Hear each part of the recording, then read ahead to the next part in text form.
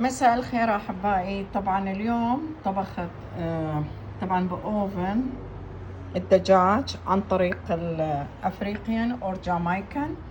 هذا الصوص مالته وهذا الباودر مالته وهذا دريسنج مال سلطة. هاي صلصة مال سلطة اللي سويتها هسه أراويكم إياه. طبعا هاي أخلي قليل تحت الجلد، وبعدين الباودر فوقاته، وطلع بهالقوام. خليته بأوفن. طبعا طعمه خرافي كلش طيب.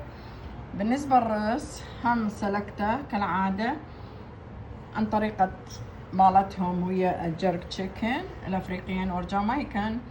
طبعا قليل من الزيت، وهذول الفاصوليا الحمراء اني سلكته، والمي مالته لازم نخليه بيه حتى اللون شوية يغير. قليل من البابريكا خليت، ويطلع بهالقوام. بالنسبة للسلطة سويت هاي سلطة شوندر، جزر، خيار، لهانا أحمر، كلها قطعتها سلايس يعني هيجي على رفيع، القطع رفيعة، وخليت رمان فوقاته.